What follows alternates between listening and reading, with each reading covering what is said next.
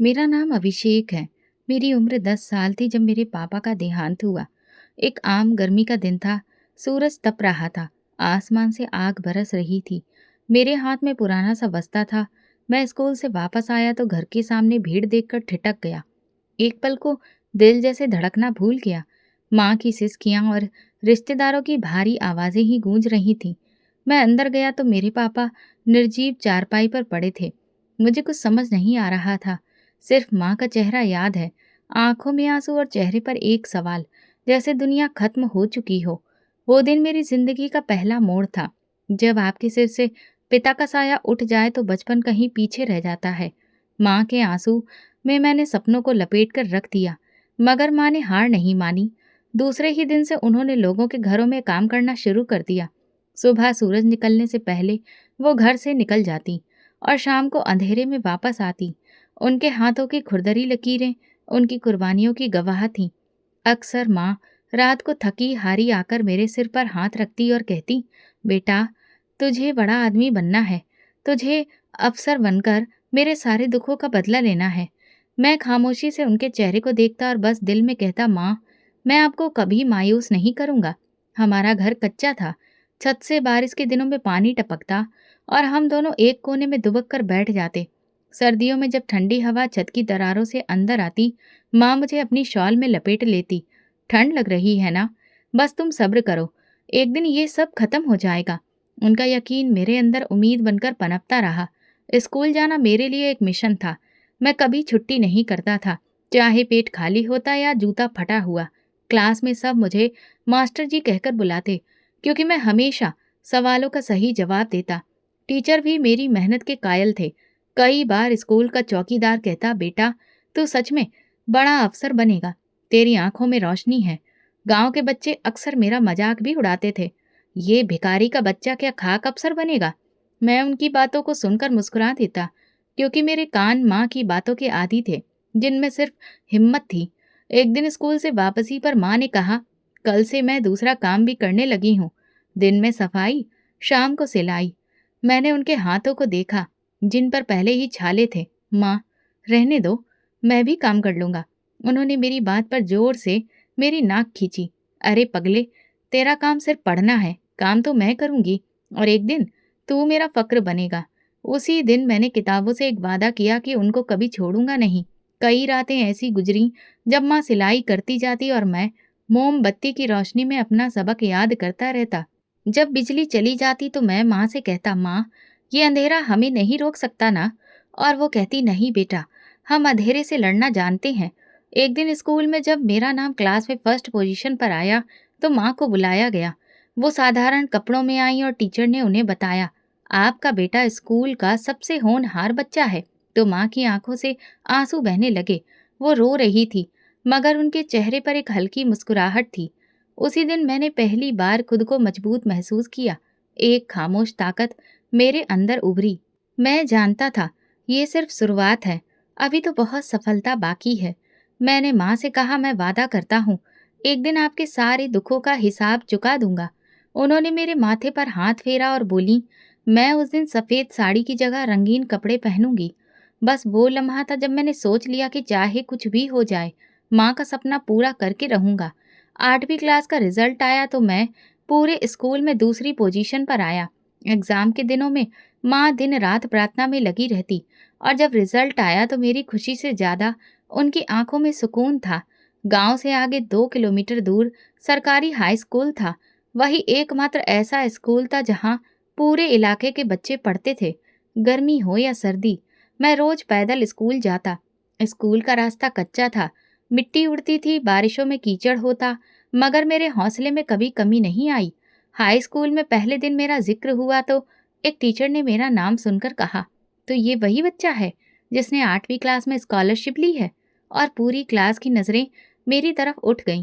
मुझे किसी की आंखों में दिलचस्पी नजर नहीं आई, किसी में जलन थी, और एक चेहरा ऐसा भी था जिसमें साफ नफरत दिखाई देती थी।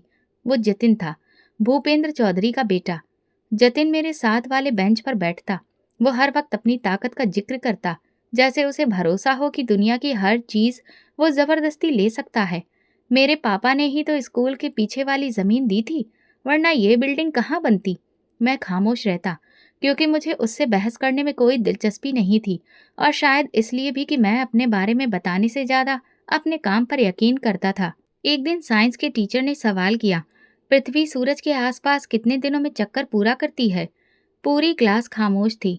मैंने हाथ उठाया, 365 दिन और 6 घंटे। टीचर ने सर हिलाया, शाबाश, बिल्कुल।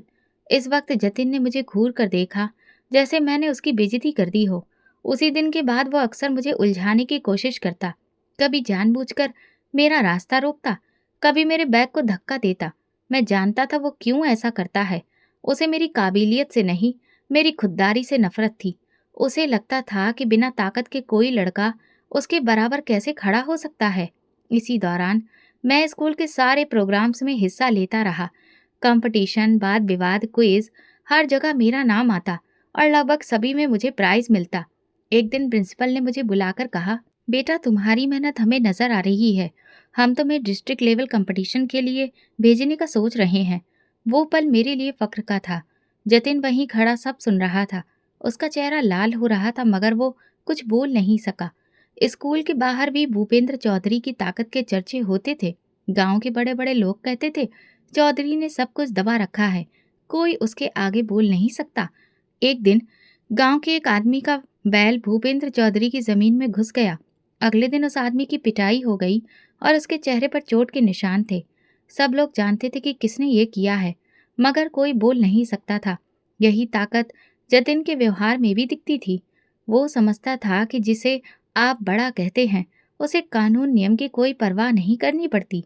लेकिन मेरी परवरिश ऐसी नहीं थी।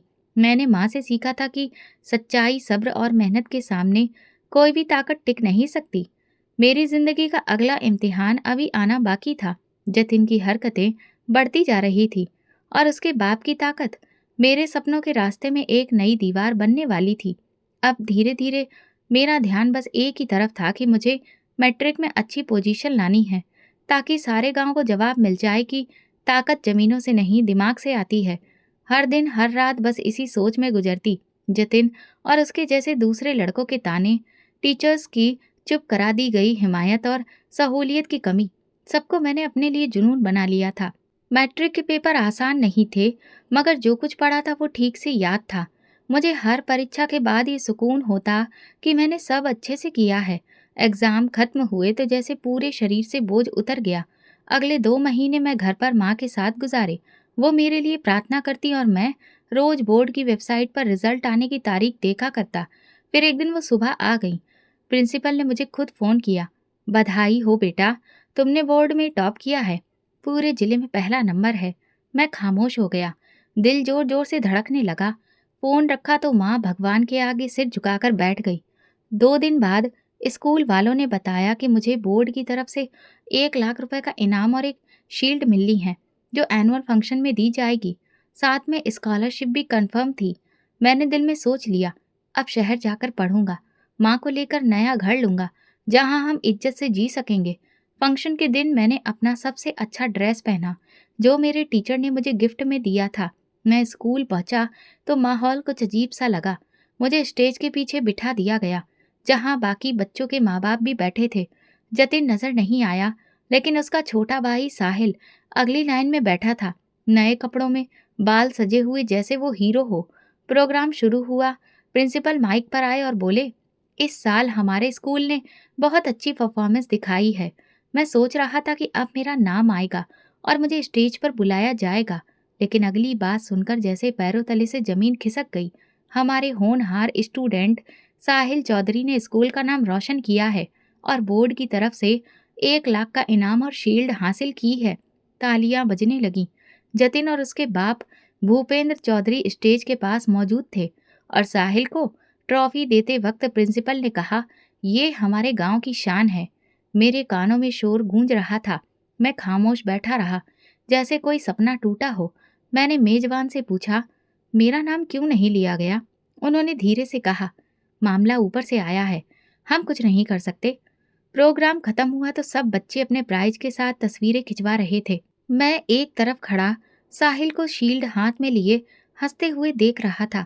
जतिन ने मुझे देखकर ताना मारा, होशियार होने से भी क्या फायदा जब आपके पास जमीन ना हो। बस वो पल था, मैं स्टेज के करीब गया और साहिल के मुंह पर जोरदार थप्पड़ मारा। स्टेज पर सन्नाटा छा गया। जतिन कुछ समझ नहीं पाया और मैं भाग चुका था। मेरे कदम खुद ब खुद बस अड्डे की तरफ उठे। रास्ते में किसी को कुछ नहीं बताया। मेरे पास सिर्फ 2,000 रुपए थे, जो स्कूल से मिले थे, शायद इसी दिन के लिए। बस स्टैंड पर पहुंचा तो पहले ही बस शहर की तरफ जा रही थी। टिकट खरीदा और बैठ गया। मैं नहीं जानता था कहाँ जा रहा हूँ या कहाँ उतरना है। बस चलती रही और मैं खिड़की से बाहर देखता रहा। मेरे मन में लगातार वो स्टेज का मंजर चल रहा था। वो शील्ड जो मेरी थी, वो झूठी मुस्कुराहट, वो ताकत का खेल। मेरे पास छोटा सा बस्ता था, पर दिल में एक आग थी। ये सब कुछ मेरे लिए नया नहीं था, पर यह धोखा मेरी पहचान पर हमला था। मुझे मालूम था अगर मैं घर वापस गया तो भूपेंद्र के आदमी मुझे ढूंढ निकालेंगे, और अगर वो मुझे पकड़ लेते तो मेरे लिए कोई रास्ता नहीं बचता। मैं जानता था मैं अपनी माँ से दूर हो रहा हूँ, पर अब उनसे कुछ बनकर ही मिलूंगा। इसलिए मैंने वापसी का रास्ता नहीं देखा, आगे जाने का इरादा कर लिया, चाहे पता ना हो कि मंजिल कहाँ है। बस में जब होश आया तो मैं जैसे एक सपने से बाहर निकला। बस अड्डे पर भीड़ थी, मगर मेरी आंखें खाली। मैं खिड़की के पास बैठा बाहर देख रहा था। मेरे साथ वाली सीट पर एक उम्रदराज इंसान बैठे थे, जिनके चेहरे पर एक सुकून था। उनकी नजरें मेरे चेहरे पर थी। कुछ देर बाद उन्होंने नरमी से पूछा, बेटा कहाँ जा रहे हो? मैंने कंधे उचकाए, पता नहीं। उन्होंने फिर सवाल किया, घर वालों से इजाजत ली? मेरी आंखों से आंसू बहने लगे। मैंने चेहरा मोड़ लिया। शायद बात करना नहीं चाहता था, या शायद शब्द ही नहीं थे। बस शहर से बाहर निकल चुकी थी। काफी वक्त गुजर गया। उन्होंने दोबारा कोशिश की, बेटा मैं अजनबी जरूर हूँ, लेकिन तुम्हारा दुख चेहरे पर साफ लिखा है। कुछ बताओगे तो शायद कुछ कर सकूं। उनका लहजा ऐसा था जिसमें दिलचस्पी नहीं, मदद थी। मैं थोड़ा झिझका, फिर धीरे धीरे सारी कहानी सुना दी। मैं बोलता रहा, वो सुनते रहे। जब मैं रुका तो वो कुछ पल चुप रहे, फिर धीरे से बोले, तुम बहुत खास हो, तुम्हें कोई बचाने वाला है, तभी तुम आज मेरे पास आए हो। मैंने कुछ नहीं कहा, बस उनकी तरफ देखा। मेरा नाम अमर है। मैं एक फाउंडेशन से जुड़ा हूँ। वहाँ ऐसे बच्चे, बूढ़े, औरतें, सबको सहारा दिया जाता है जिनका कोई नहीं होता। अगर तुम चाहो तो मैं तुम्हें वहाँ ले जा सकता हूँ। मैंने धीरे से कहा, मगर मैं लावारिस नहीं हूँ। अमर अंकल ने मेरी तरफ झुककर कहा, जानता हूँ तुम्हारी माँ है, तुम्हारा अतीत है, मगर अगर तुम ये सब जाहिर करोगे तो वो लोग तहकीकात करेंगे, और जिस ताकत से तुम भागे हो वो तुम्हें ढूंढ निकालेगी। मैं खामोश हो गया।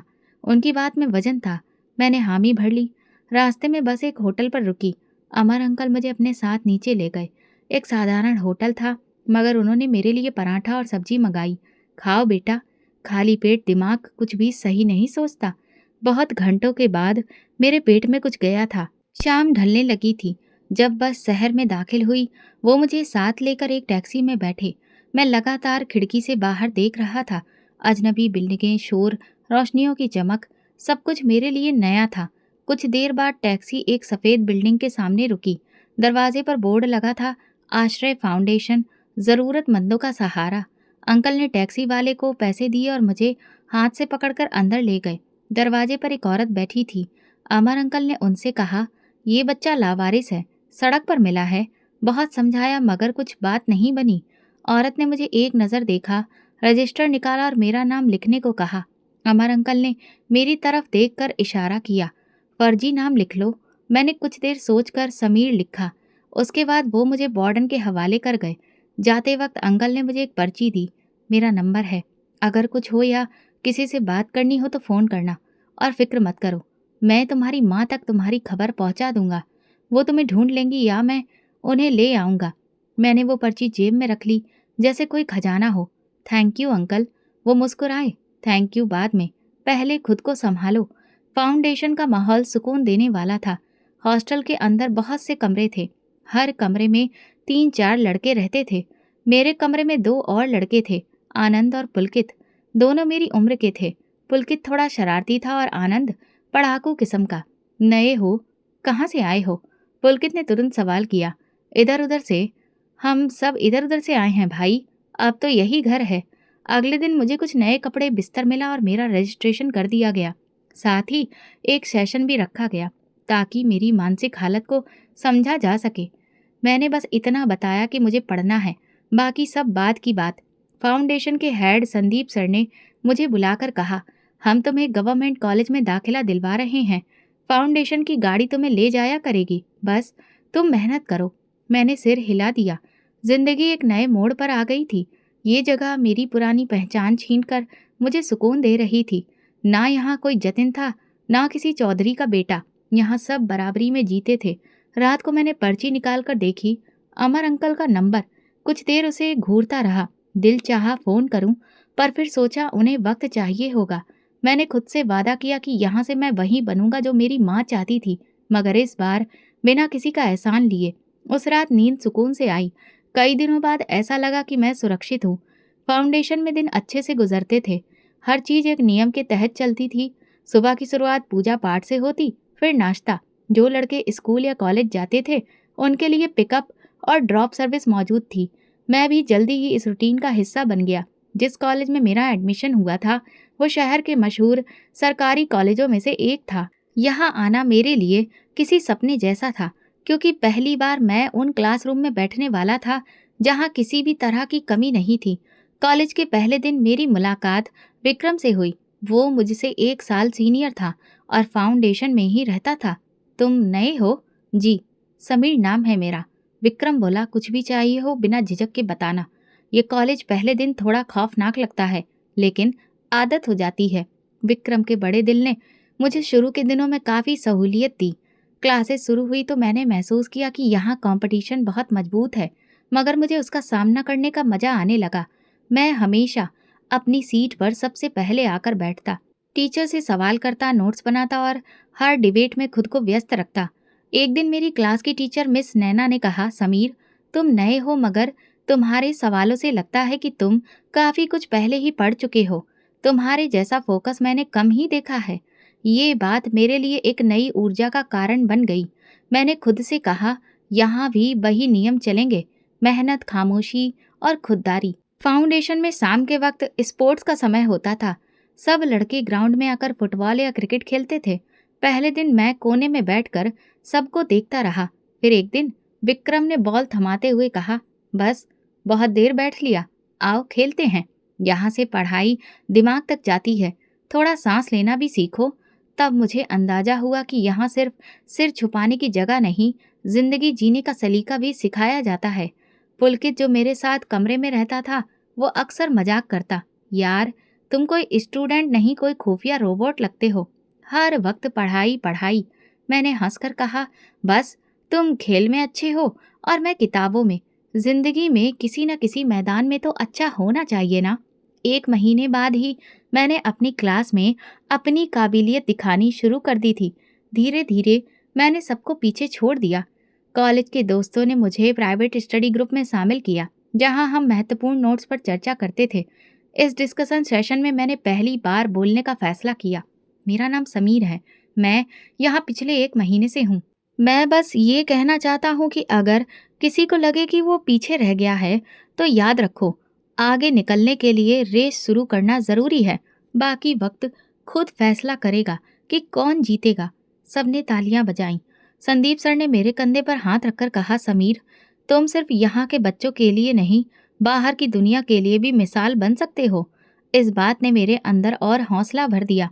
अब ये दुनिया मेरी थी और मैं खुद को उसका हिस्सा महसूस करने लगा था। मैं रात को देर तक लाइब्रेरी में बैठा पढ़ता रहता। पुलकित खर्राटे मारता और आनंद होमवर्क लिखते लिखते सो जाता। हम सबकी जिंदगियां अलग थीं, मगर एक ही छत के नीचे नई उम्मीद के लिए एक नई दुनिया में जी रहे थे। जिंदगी तेजी से आगे बढ़ रही थी और मुझे अंदाजा भी नहीं हुआ कि यहाँ आए 6 महीने हो गए। अब मैं सिर्फ जिंदा नहीं था, जीने का तरीका सीख रहा था। फाउंडेशन में 6 महीने गुजरे। दिन हफ्ते नहीं, रफ्तार से चलते। कॉलेज का रूटीन, सेशंस, पुलकित की शर्तें, आनंद के नोट्स के पीछे दौड़ और लाइब्रेरी की खामोश पढ़ाई, ये सब मेरे रोज़मर्रा का हिस्सा बन चुका था।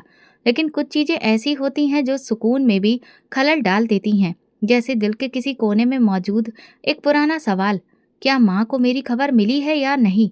एक दिन मैंने अमर अंकल का नंबर निकाला, उसे पढ़ा और फिर जेब में वापस रख लिया। कभी लगता कि वो व्यस्त होंगे, कभी लगता वक्त नहीं आया। लेकिन एक शाम जब लाइब्रेरी से वापस आया तो दिल बेचैन था। न पुलकित की बातों में मन लग रहा था, न खाने का स्वाद महसूस हो रहा था। आखिरकार मैंने फ़ोन निकाला, कमरे से बाहर निकलकर सीढ़ियों पर बैठा और नंबर डायल किया। कई सेकंड तक घंटी बजती रही, फिर किसी आदमी ने फ़ोन उठाया। हेलो जी, नमस्ते, क्या मैं अमर अंकल से बात कर सकता हूँ? दूसरी तरफ खामोशी छा गई। फिर धीरे से आवाज़ आई, बेटा आप कौन? मैं समीर हूँ, वो बच्चा जिसे उन्होंने फाउंडेशन में एडमिट कराया था 6 महीने पहले। कुछ देर तक दूसरी तरफ सिर्फ सांसों की आवाज़ सुनाई दी। फिर वो बोले, बेटा मैं उनका कजिन हूँ, अमर भाई का तो देहांत हो गया। मेरे हाथ से फ़ोन गिरते गिरते बचा। क्या मतलब? किस दिन? उसी दिन शाम को जब वो फाउंडेशन से वापस आ रहे थे। उनकी गाड़ी का एक्सीडेंट हो गया। हम सबको यही लगता था कि वो अकेले थे, पर अब आपकी बात सुनकर समझ आ रहा है कि वो कोई ज़रूरी काम करने गए थे। मैंने थैंक यू कहकर फ़ोन बंद कर दिया। सीढ़ियों पर बैठे बैठे मेरी नज़रें ज़मीन पर गड़ गईं। 6 महीने और मुझे खबर तक नहीं हुई कि वो इंसान जो मेरे लिए एक नई जिंदगी का दरवाज़ा खोल कर गया, खुद जिंदगी से विदा ले चुका था। अगले दिन मैंने खुद को अपने रूटीन पर वापस धकेल दिया। मैं रोज़ अमर अंकल के लिए प्रार्थना करता। मेरे दिल में उनके लिए एक जगह हमेशा के लिए बन गई थी, लेकिन मैं जानता था कि रुकना मेरे बस में नहीं। एक दिन मिस नैना ने कॉलेज की असेंबली में मुझे सबके सामने अप्रिशिएट किया। ये लड़का उन सबके लिए मिसाल है जो हालात से लड़कर आगे बढ़ना चाहते हैं। फाउंडेशन के हेड संदीप सर ने मुझे ऑफिस में बुलाया। समीर, तुम्हारे कॉलेज की तरफ से लेटर आया है, तुम्हें बोर्ड की तरफ से रिप्रेजेंट करने के लिए चुना गया है। ये बहुत बड़ा कंपटीशन है, तो तुम्हें तैयारी करनी होगी। सर, मैं तैयार हूँ, यही जज्बा चाहिए। और सुनो, अमर भैया बहुत फक्र महसूस करते अगर वो जिंदा होते। ये सुनकर मैंने बस सर झुकाया। उनका जिक्र मेरे लिए सुकून और चुप्पी दोनों का कारण बनता था। ये कंपटीशन दिल्ली में था।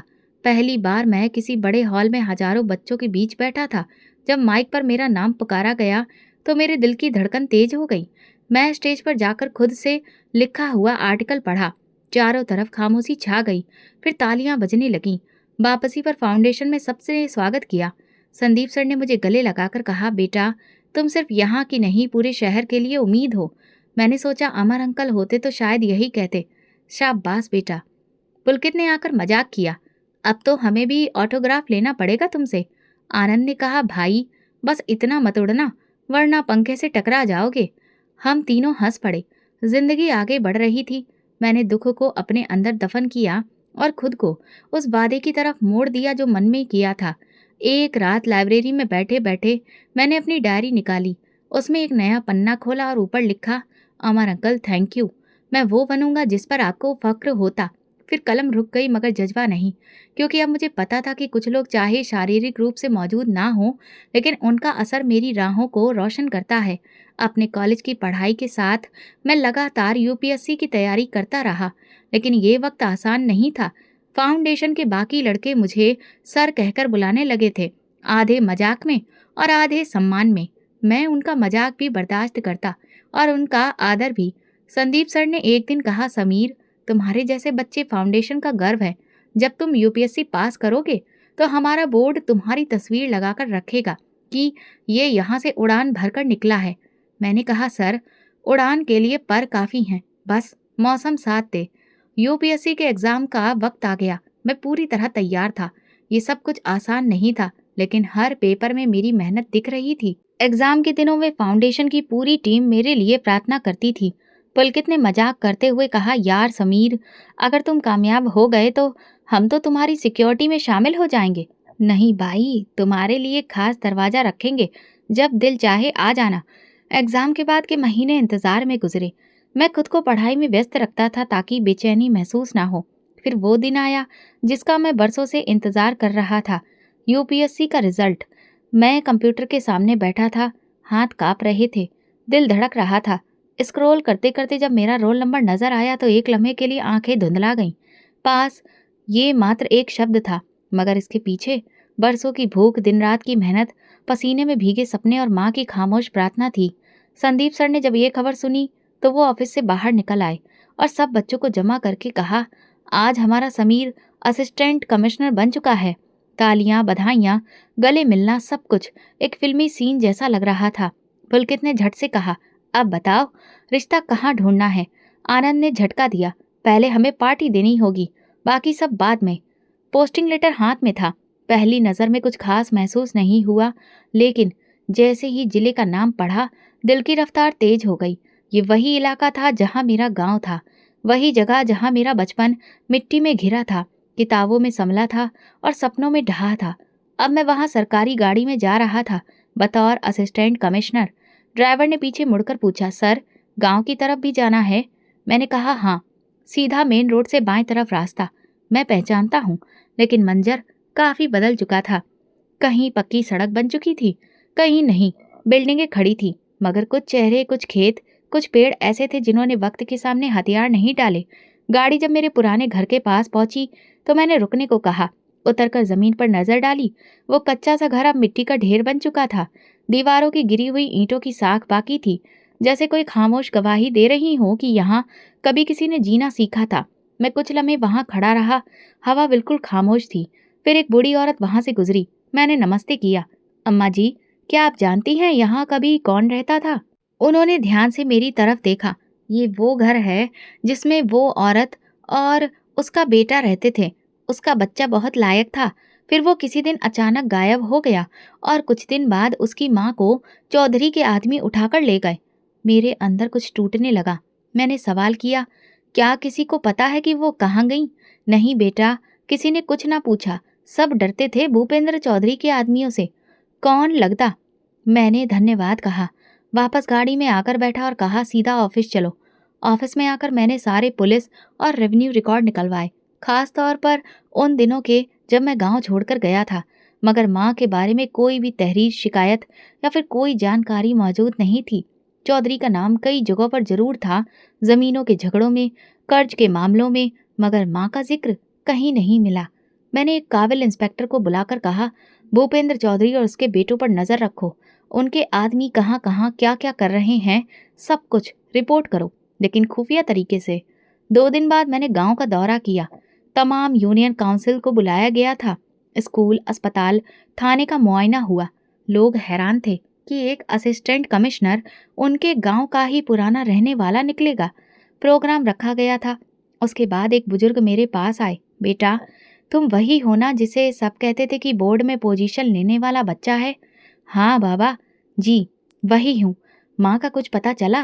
मैं चुप हो गया। बाबा जी ने मेरा हाथ थाम लिया। वो बड़ी हिम्मत वाली औरत थी। सब कहते थे कि एक दिन उसका बेटा बड़ा आदमी बनेगा। तू बन गया बेटा, अब उसे ढूंढ भी निकाल। वो बात जैसे मेरे सीने पर लिख दी गई। अगले दिन मैंने ऑफिस में अमले के साथ एक मीटिंग बुलाई। हम इस जिले में हर एक रहने वाले की सुरक्षा के जिम्मेदार हैं, लेकिन मेरे लिए एक पर्सनल काम भी है। कुछ सालों पहले एक औरत को जबरदस्ती उसके घर से उठाया गया था। उसके बारे में पता करना है। नाम फाइल में नहीं होगा। उसे हर खामोश गवाह की मदद से तलाश करना है। किसी ने सवाल नहीं किया, सबने सिर हिलाया। मेरे लिए ये सिर्फ एक माँ की तलाश नहीं थी, ये कानून की परीक्षा थी जिसके भीतर रहकर मैं इंसाफ दिलाना चाहता था। इस दौरान भूपेंद्र चौधरी का नाम धीरे धीरे सामने आने लगा। कुछ पहुंचे हुए खबरियों ने पुरानी खबरें निकालना शुरू किया। जमीनों पर कब्जे, जाली दस्तावेज, गरीबों को धमकाना, सब कुछ अब एक फाइल में जमा हो रहा था। मैं जानता था कि मेरी माँ उनमें से एक जुल्म की शिकार थी, लेकिन जब तक सबूत नहीं होता मैं उस ताकत को ललकार नहीं सकता था। शाम को मैं वापस उसी मिट्टी के ढेर के पास गया। कुछ बच्चे खेल रहे थे। एक बच्ची मेरे पास आई, अंकल, ये आपका घर था ना? हाँ, कभी था। मेरी दादी कहती है यहाँ से एक दिन एक बच्चा गया था जो बहुत ऊंचा सितारा बन गया। मैं हंस पड़ा। और वो बच्चा वापस आ गया है, अपनी माँ को ढूंढने। ऑफिस में बैठा मैं रोजाना उस फाइल को खोलता जो अभी तक खाली थी। उसमें माँ का नाम भी नहीं था, कोई वाकया दर्ज भी नहीं, लेकिन वो फाइल मेरे लिए सबसे खास बन चुकी थी। एक दिन मैंने फैसला किया, अब पर्दा उठाना होगा। गाड़ी तैयार करवाई, पुलिस फोर्स को साथ लिया और सीधा भूपेंद्र चौधरी की हवेली की ओर रवाना हो गया। जब हम हवेली के बाहर पहुंचे तो अंदर हलचल शुरू हो चुकी थी। दरवाजा खुला और जतिन बाहर आया। अब दाढ़ी रखी हुई थी पर अंदाज वही था। उसके पीछे भूपेंद्र चौधरी जी हाथ में लाठी पकड़े बाहर आया। उसकी आंखों में हैरानी भी थी और पहचान भी। मैं गाड़ी से उतरा, वर्दी में था। मगर लहजे में मेरा अपना दर्द शामिल था। भूपेंद्र चौधरी, मुझे तुमसे कुछ सवाल करने हैं। वो पास आकर बोला। कमिश्नर साहब, अगर आप इजाज़त दें तो अंदर बैठकर बात हो सकती है? नहीं, ये बात बाहर ही होगी। एक साधारण सा सवाल है। कुछ साल पहले एक औरत को तुम्हारे आदमियों ने उठाकर ले जाया था। उसका नाम? मैं रुक गया। मेरी माँ। कुछ लम्हों के लिए खामोशी छा गई। फिर वो जोर से हंसा। कमिश्नर साहब, मैं बहुत से लोगों को भूल चुका हूँ, पर तुम्हें नहीं। अब तुम यहाँ तक आ गए। जतिन आगे बढ़ा। हमें नहीं पता कि आपकी माँ कहाँ गई। जो बात है, सबूत लेकर आइए। मेरा दिल किया कि उन दोनों को वहीं गिरफ्तार कर लूं, मगर कानून मेरी मुट्ठी में नहीं था। कानून के दायरे में रहना मेरी मजबूरी भी थी और जिम्मेदारी भी। मैंने सपाट लहजे में कहा, तहकीकात होगी, और अगर सबूत मिला तो तुम्हारी ये हवेली सिर्फ पत्थरों की रह जाएगी। वापसी में गाड़ी में खामोशी थी। ड्राइवर ने धीरे से कहा, सर, उन लोगों का कुछ नहीं होता। सब डर के मारे खामोश रहते हैं। मैंने कहा, डर खत्म करना है, एक एक खामोश जुबान को बोलने पर मजबूर करना है। ऑफिस पहुंचते ही मैंने इंस्पेक्टर विवेक को बुलाया। वो जिले का सबसे होशियार और काबिल अफसर था। विवेक, मुझे भूपेंद्र चौधरी और उसके बेटे पर पूरी तरह नजर रखनी है।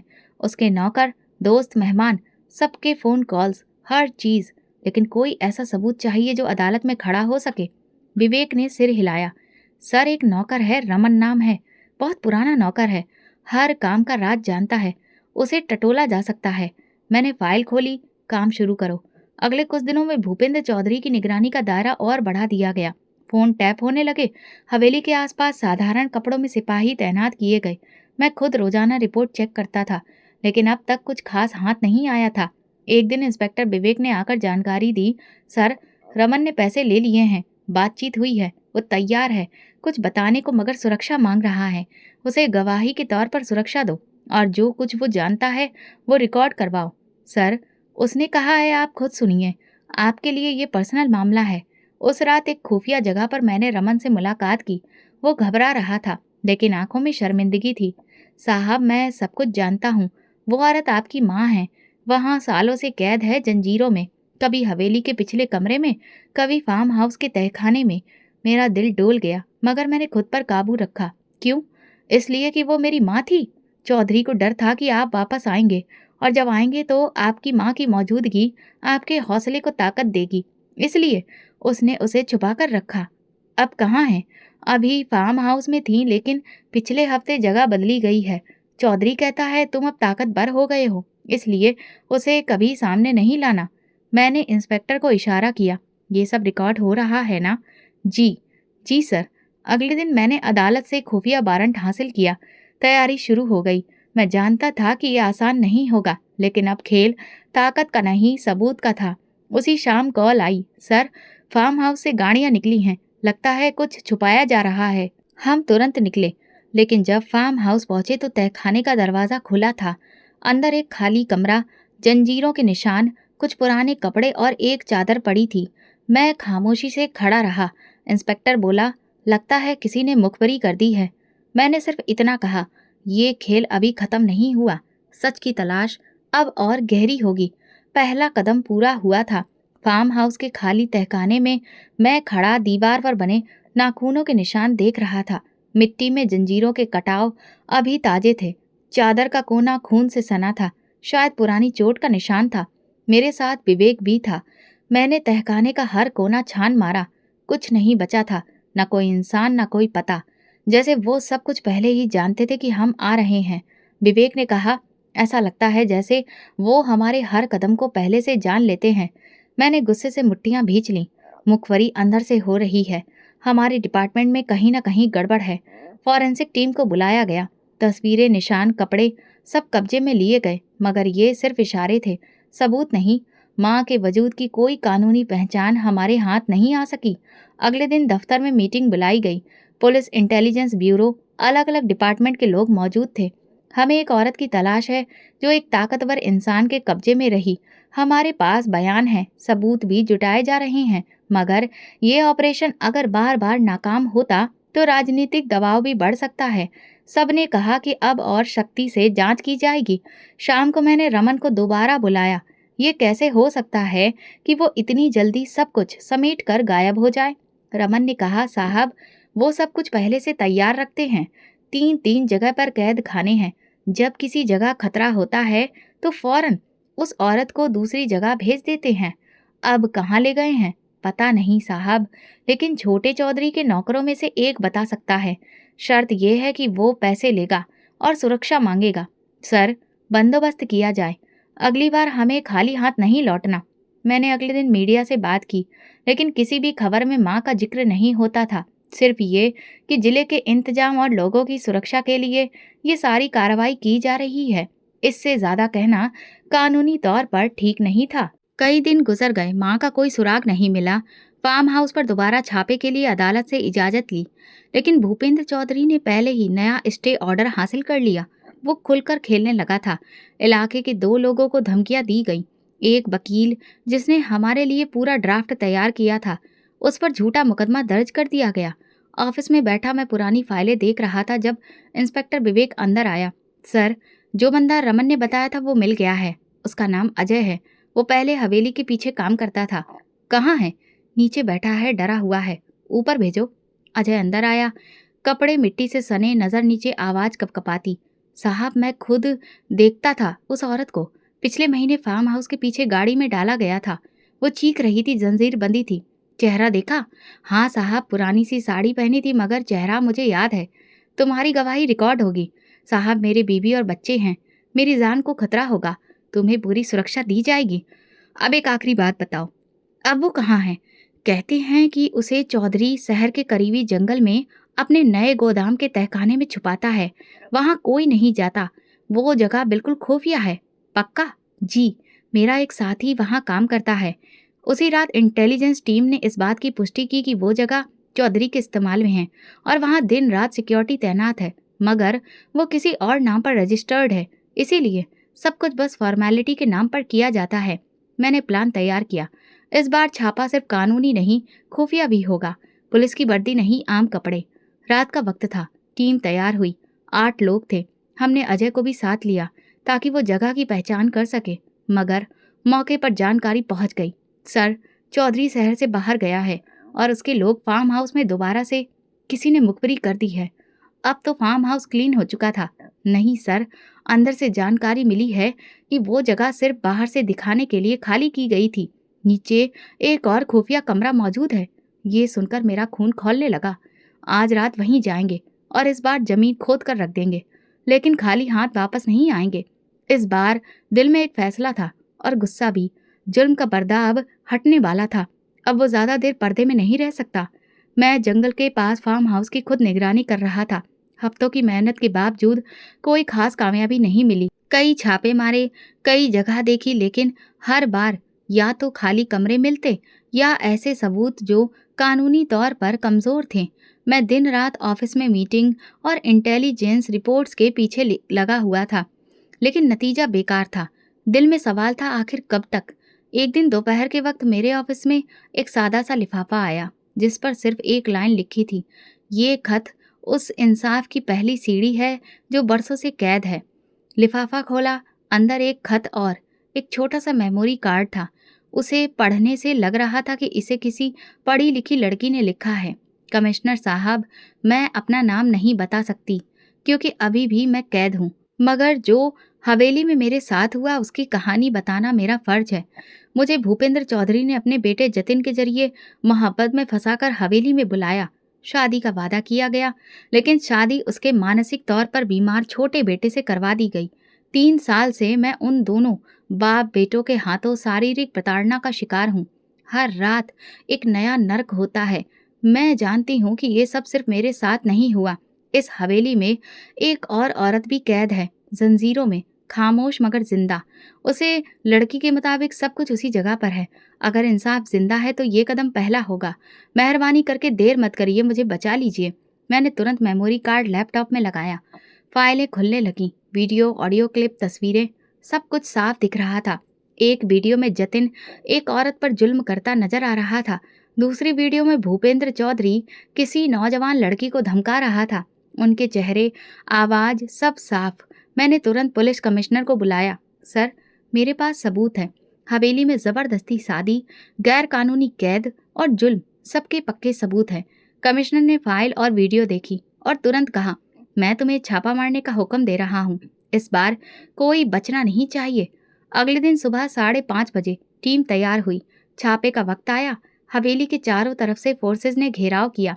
दरवाजा तोड़ने के बाद सबसे पहले अंदरूनी कमरों की तलाशी शुरू हुई। जतिन उस वक्त एक कमरे में एक लड़की के साथ मौजूद था। नशे में धुत लड़की की हालत बहुत बुरी थी। जतिन को तुरंत गिरफ्तार किया गया। वो विरोध करता रहा मगर गिरफ्तारी हुई। दूसरे कमरे में भूपेंद्र चौधरी मौजूद था। सोफे पर बैठा, जैसे उसे पहले से सब पता हो। मेरे वकील को कॉल करो, ये सब सियासत है। मैंने उसकी तरफ देखा और सिर्फ इतना कहा, ये सियासत नहीं, इंसाफ है। भूपेंद्र चौधरी और जतिन दोनों को हथकड़ियां लगा दी गईं। हवेली की पूरी तरह से तलाशी शुरू हुई। स्टोर रूम के पीछे एक छोटा दरवाजा मिला जिसका ताला लगा था। दरवाजा तोड़ा गया। नीचे सीढ़ियां थीं। तहखाना अंधेरे में डूबा था, लेकिन टॉर्च की रोशनी में दीवारों पर निशान थे, जंजीरों के खरोंच और कुछ पुराने कपड़े। एक तरफ एक औरत हल्की बेहोशी की हालत में बैठी थी। चेहरा कमजोर, आंखों के नीचे गहरे गड्ढे, मगर चेहरा जाना पहचाना। मैं आगे बढ़ा। उन्होंने आंखें खोलने की कोशिश की, लेकिन पहचान नहीं पा रही थी। लेडी पुलिस ने उन्हें तुरंत उठाया और एम्बुलेंस में लिटाया गया। मैं बाहर निकला तो मीडिया जमा हो चुकी थी। कमरे माइक से गूंज रहे थे। सवालों की बौछार। सर, क्या ये वही केस है जिस पर आप कई दिन से काम कर रहे थे? जी, और ये सिर्फ शुरुआत है, पुलिस ने बयान जारी किया। हमारे एक बहुत ज़रूरी ऑपरेशन के तहत भूपेन चौधरी और उसके बेटे को हिरासत में लिया गया है। हवेली से एक लड़की को भी बरामद किया गया है, जहाँ से और भी कई कैदियों के निशान मिले हैं। शाम को मैं अस्पताल गया माँ को देखने। वो अभी भी खामोश थी। याददाश्त वापस नहीं आई थी, लेकिन वो जिंदा थी। मैंने उनका हाथ पकड़ा। मन ही मन कहा, अब आपको कोई कैद नहीं रख सकता। इस समय मुझे लगा कि ये वही पहली रोशनी है जिसका मैं बरसों से इंतजार कर रहा था। अस्पताल के वार्ड नंबर 7 की खिड़की से सुबह की रोशनी अंदर आ रही थी। माँ बेड पर चुपचाप लेटी थी। उनकी आंखें खुली थी, लेकिन किसी एक जगह जमीन पर टिक गई थी, जैसे सामने की दुनिया से उनका कोई रिश्ता ही ना हो। मैं रोजाना जाकर बैठता, उनका हाथ पकड़ता, कुछ बातें करता, लेकिन उनके चेहरे पर कोई भाव नहीं आता। डॉक्टर ने बताया कि उन्हें गहरा सदमा लगा है। सालों की कैद, शारीरिक प्रताड़ना, खामोशी और अकेलेपन ने दिमाग पर असर डाला है। वक्त लगेगा, लेकिन उम्मीद है। आप उनसे लगातार बात करते रहे। जाने पहचाने चेहरे, आवाज़ें, पुरानी बातें, ये सब उनकी याददाश्त वापस लाने में मदद कर सकते हैं। मैं हर दिन उनके पास बैठकर वही किस्से सुनाता जो वो मुझे सुनाया करती थी। माँ, याद है वो दिन जब छत टपक रही थी और हम दोनों कोने में दुबक कर बैठे थे? वो कोई जवाब नहीं देती, लेकिन मैं हिम्मत नहीं हारता। आप कहती थी एक दिन मेरा बेटा अफसर बनेगा। आज वो दिन आ गया माँ। चौधरी और उसके बेटे पर अदालत में केस चल रहा था। सारे सबूत, वीडियोस, गवाह और लड़कियों की गवाही ने मुकदमे को मजबूत बना दिया था। मीडिया में ये केस इंसाफ की मिसाल बन चुका था। अदालत ने भूपेंद्र चौधरी और जतिन दोनों को उम्र कैद की सजा सुनाई, जबकि बाकी जुर्म में शामिल लोगों को अलग अलग सजा हुई। हवेली और फार्म हाउस समेत सारी जायदाद जब्त कर ली गई और सरकारी कब्जे में ले ली गई। मगर मेरे लिए सबसे जरूरी जीत अभी बाकी थी। माँ की याददाश्त वापस आना, उनका अपने बेटे को पहचानना। डॉक्टर ने राय दी कि उन्हें मानसिक अस्पताल के खास वार्ड में भर्ती किया जाए, जहां लगातार मॉनिटरिंग हो सके। मैंने तुरंत इजाज़त दी। वहां का माहौल सुकून से भरा था। थेरेपी सेशन होते, सब कुछ अच्छा था। एक दिन डॉक्टर ने मुझे अलग से बुलाकर कहा, हम एक तरीका आजमाना चाहते हैं। अगर आप अपनी माँ को उन पुरानी जगहों पर ले जाएं जहां से उनकी जिंदगी की भावनाएं जुड़ी थीं, तो शायद याददाश्त को झटका लगे। मैंने कहा, मैं तैयार हूँ। अगले हफ्ते माँ को गाड़ी में साथ लेकर निकला। वो चुपचाप थी, आंखें खिड़की से बाहर देख रही थी। मैं गाड़ी उस मिट्टी के ढेर के पास रोक दी जहां हमारा पुराना कच्चा घर था। माँ, देखिए, ये वही जगह है जहां आपने मेरे लिए दिन रात काम किया था। ये वही छत थी जिसके नीचे हम बारिश से बचते थे। मैंने वो पुराना रूमाल निकाला जो मैंने उनके लिए पहली बार खरीदा था, बरसों से जिसे संभाल कर रखा था। याद है, मैंने ये स्कूल की स्कॉलरशिप से आपके लिए खरीदा था। अचानक उनके हाथों में जकड़न हुई, आंखों में नमी तैरने लगी, होंठ हौले से हिले। बेटा, मैंने चौंक कर उनकी तरफ झुका। माँ, आपने मुझे पहचाना? उन्होंने मेरा चेहरा थाम कर कहा, तू मेरा अभिषेक है ना? मेरे शब्द नहीं निकले। मैंने उनके माथे को अपने माथे से लगाया। हाँ माँ, मैं ही हूँ, आपका अभिषेक। अस्पताल वापस आकर उनका इलाज जारी रहा, लेकिन अब वो खामोश, खाली आंखों वाली औरत नहीं थी। वो बातें करती थी, मुझे याद करती थी और हर दिन आशीर्वाद देती थी। हफ्तों बाद उनकी सेहत काफ़ी अच्छी हो चुकी थी। मैंने उन्हें फाउंडेशन ले जाकर वहाँ के बच्चों से मिलवाया। ये सब मेरे छोटे भाइयों की तरह हैं माँ। जैसे आपने मुझे संभाला, अब मैं इन सब की मदद करता हूँ। माँ ने कहा, तुमने वो सब कर दिखाया जो मैंने सोचा भी नहीं था। तुम मेरी उम्मीद नहीं, मेरी जीत हो अभिषेक। मैं उनके कदमों के पास बैठकर बोला, अब हमें कहीं और चलना है। आपके अपने घर में जो मैंने शहर में आपके लिए लिया है, वहाँ ना कोई चौधरी है, ना कोई खौफ, सिर्फ सुकून है। मेरी पोस्टिंग शहर में हो गई थी। सरकारी क्वार्टर की बजाय मैंने एक साधारण घर लिया, जिसमें माँ की पसंद का आंगन, एक छोटा सा गार्डन और किचन के साथ वही पुरानी लकड़ी की चौकी भी बनवाई थी, जिस पर वो बैठकर सब्जी चुना करती थी। रात के वक्त माँ छत पर बैठ जाती थी, मैं साथ में चाय लेकर आता। वो सितारे गिनती और कभी कभी कहती, जब मैंने कहा था तू अफसर बनेगा तो सब हंसते थे, अब देख सबके बेटे मेरे बेटे को देखते हैं। मैंने मुस्कुराकर जवाब दिया, माँ, ये सब आपके सपनों की बदौलत ही मुमकिन हुआ। ये वो पल था जब मुझे लगा कि मेरी कहानी पूरी हो गई है। वो लड़का जो बस में बैठकर रोता हुआ कहीं पहुंचा था, अब अपनी माँ के सीने से लगा सुकून से सांस ले रहा था। दुनिया की हर कामयाबी मेरे लिए इतनी मायने नहीं रखती थी। असली जीत यही थी कि मेरी माँ मुझे वापस मिल गई थी और मैं उनके साथ सुकून से रह रहा था। तो दोस्तों, अगर आपको हमारी कहानी पसंद आई हो तो कमेंट करके ज़रूर बताएं। वीडियो को लाइक करें और ज़्यादा से ज़्यादा शेयर करें। अगर आप इस चैनल पर नए हैं तो सब्सक्राइब ज़रूर करें और नोटिफिकेशन बेल को दबाएं ताकि अगली अपडेट सबसे पहले आपको मिले। धन्यवाद।